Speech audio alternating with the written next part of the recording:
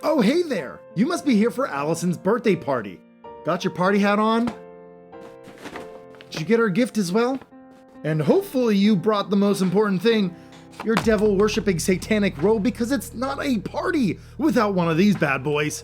Word of advice, I wouldn't drink the punch. It'll kill ya. Welcome to the HellBound Horror Show.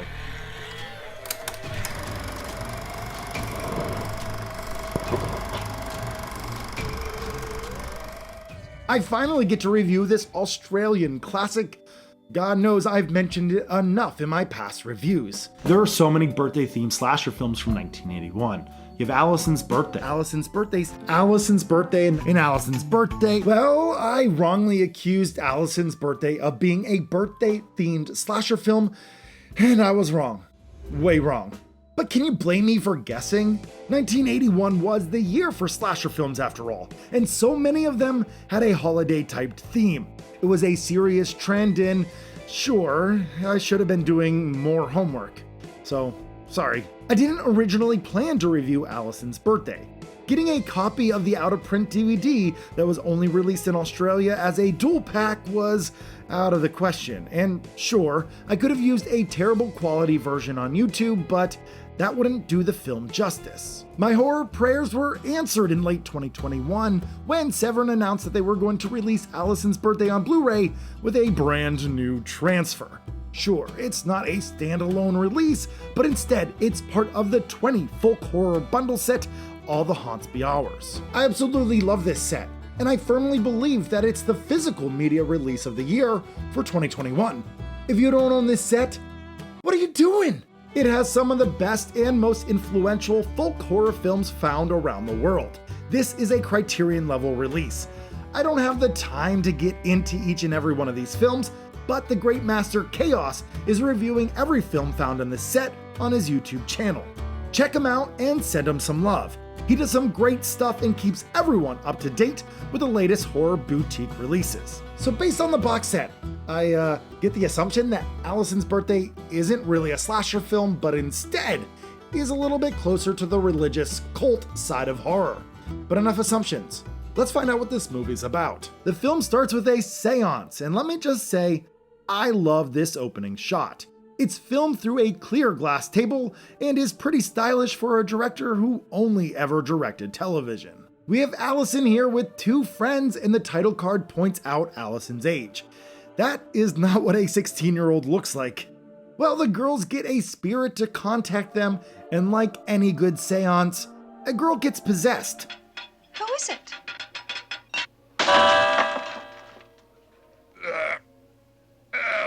Allison. It's not an evil spirit, but instead, it's the ghost of Allison's dead father. He warns Allison to stay away during her 19th birthday. Then, an invisible Myrna comes, causing the bookcase to fall on the possessed girl, killing her dead. We cut forward a few years right before Allison's 19th birthday. She has a love interest named Pete, and he's my favorite character in the film, but we'll get more into that later. While the two hang out, Allie gets a call from her aunt. You see, her aunt and uncle took care of her and raised her since she was a baby. The aunt wants to throw Allie a birthday party back home, but Allie says she has to work. But your uncle isn't doing well. Doctors don't know how much longer he has to live. Well, the aunt guilts Allison to come home for her birthday. Pete is a gentleman and offers to drive her.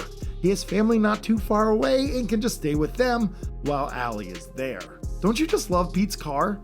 It looks so unique. While Allison stays at the house, some weird things begin to happen. She discovers a miniature Stonehenge in the backyard, has her old grandmother sneak into her room at night, and keeps having these awful dreams of a satanic cult. Allison sees Pete every day, much to the chagrin of Allison's aunt and uncle.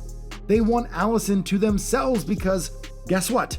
They're up to no good. They don't want her boyfriend to interfere with their evil plot. Allison and Pete slowly uncover the mystery while the aunt and uncle plan and plot to get Allison to themselves. It's an interesting film full of mystery, cults, devil-worshipping, evil folklore, and fun twists and turns. It's not incredibly deep or in-depth, but it's a solid Rosemary's Baby and The Omen ripoff. Pete is my favorite character because he's smart and he cares about Allison.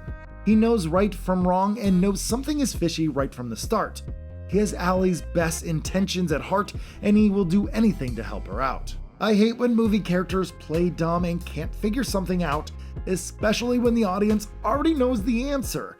It's frustrating watching a character just stumble along. It feels like pad time for movies. Like, just get to the good stuff already. Pete is smart and even caught on to some hints before I did.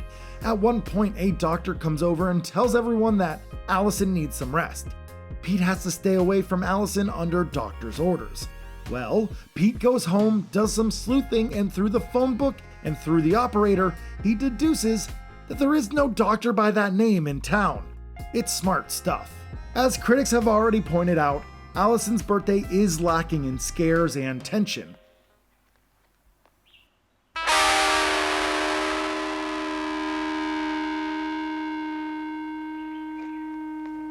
There's no gore nor TNA on display either. It's a decently well-made story that has sufficient cinematography and fine direction.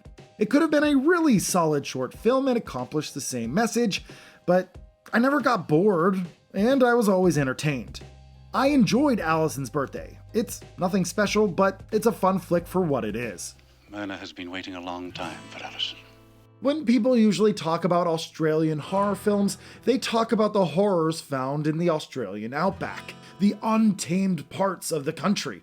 But in Allison's Birthday, it's almost bringing the horror to the home, which was very unusual for Australian horror cinema at the time. Devil-worshipping cults and the panic surrounding them started to grow in Australia during the 80s, and it all started with the Witch of King's Cross a few decades prior. Rosaleen Norton, a strong, independent woman, really brought devil worship to light in Australia during the 50s and 60s. Under a certain view, you could say that the public scare was able to manifest itself in the film Allison's Birthday. In some ways, Rosaleen's movement and her ideas were the cake, and Allison's Birthday was the icing on top that brought it all together.